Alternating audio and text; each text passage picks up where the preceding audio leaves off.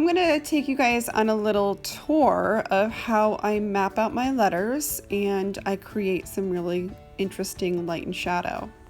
When I teach 5th grade graffiti, we always start out with lettering and how we actually map out a word so we can center it on a paper. The word that we're going to use today is home. So H-O-M-E, we have 4 letters. We find the center of home.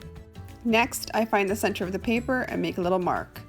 I start out by going left to right or right to left. I first lay out the M and then I go back to the other side and I lay down the O. So what I'm doing right now is a light sketch. I don't want to just jump right into bubble or block lettering. I need to make sure that my word is going to be centered on the paper. So I'm going to go ahead and erase those notes. And then I'm going to think of how I want my design to look.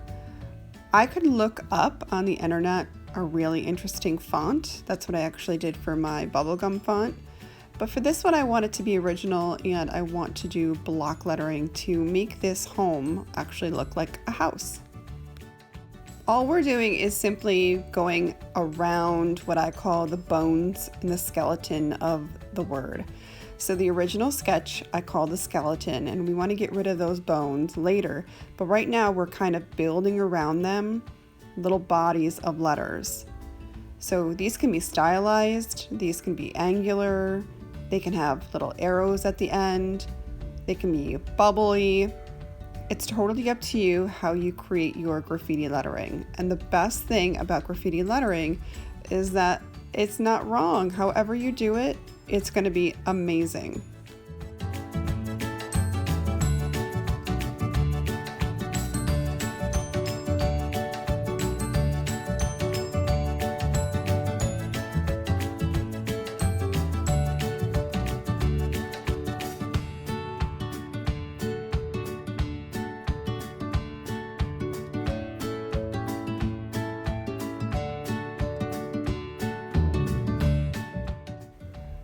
Okay, now that my lettering is kind of mapped out the way that I want it, I'm going to go back in and I'm going to get rid of those bones.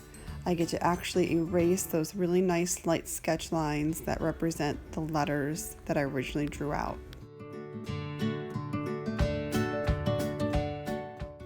Before I go ahead and choose my palette, I'm going to set the scene a little bit. I want to give this guy a roof. Maybe some bushes, maybe a little tree. So we want to actually make this look like a house. And this is just going to be a nice simple gesture house. It's not going to be detailed structure. We just want it to look a little like a home.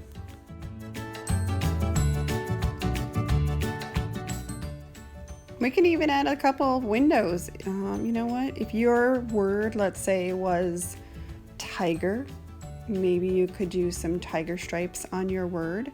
Maybe you can do some whiskers. It's totally up to you how you design your graffiti. All right, so I have to share that Prismacolor are my favorite color pencils. They're nice and smooth. The paper that I'm using is actually a Bristol paper. It's a very smooth paper, but you can use any color pencils you have, any papers that you have. It really doesn't matter what your color palette is, but one of the things that I do is I lay out the colors that I'm going to be using for my design, and then I start from light to dark. I always start giving it a little warm background, giving it the highlight color first, and then slowly build up the colors. I sometimes use maybe 4 or 5 different colors on just one tone. So if I have a pink, I'm going to use a light cream, I'm going to use a blush, I'm going to use kind of like a regular pink color, and then I'm going to use a dark magenta.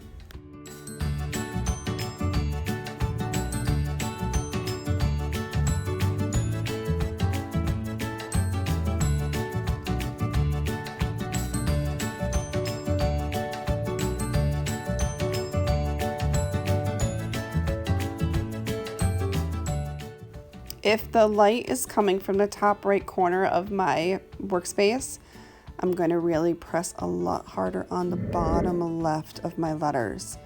I really want this dimension to be believable, so light on one side, shadow on the other.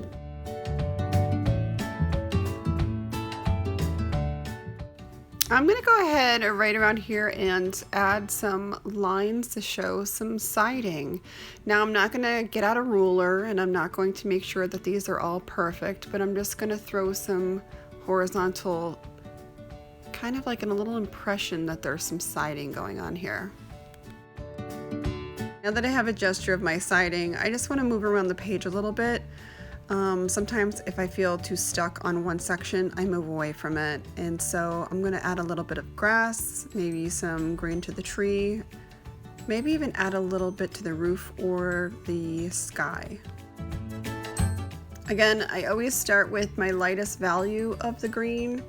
This is going to allow me to show the highlights, and then I can keep building with the medium greens and then the dark greens.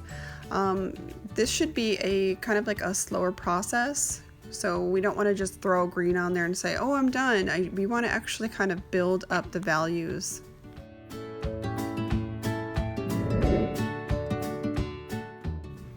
Realized right now, if I leave the roof the same color as the word, it's not going to stand out as much. So I'm going to take a nice cool brown, and I'm just going to make sure that this kind of drops to the back shadows.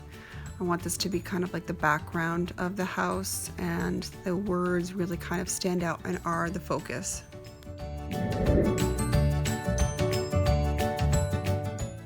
Now watch what happens when I use a second green on my grass. All of a sudden it completely changes the dimension of the grass, and the connection between the house and the ground looks a little bit more realistic. There's some more relatability there, so make sure that you're really building up on those values of color.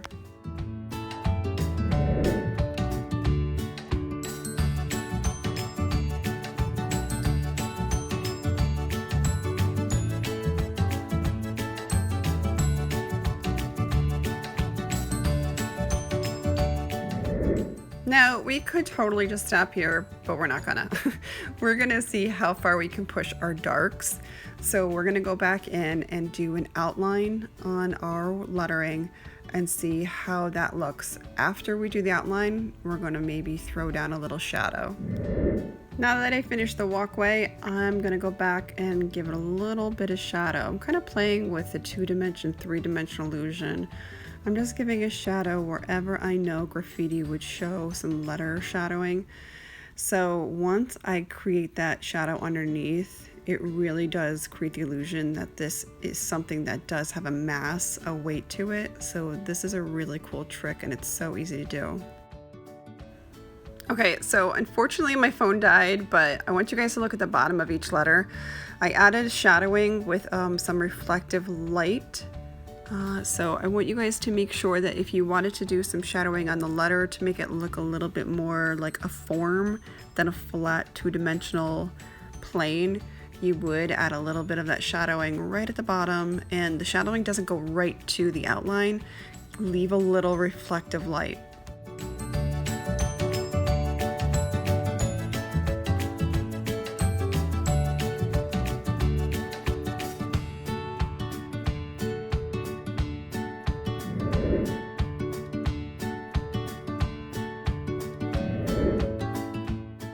I'm just going to go in and add a little bit of texture and detail to the tree. Now, when you're adding textures and details, make sure you don't forget your shadow. Their light and shadow direction is important through the whole process.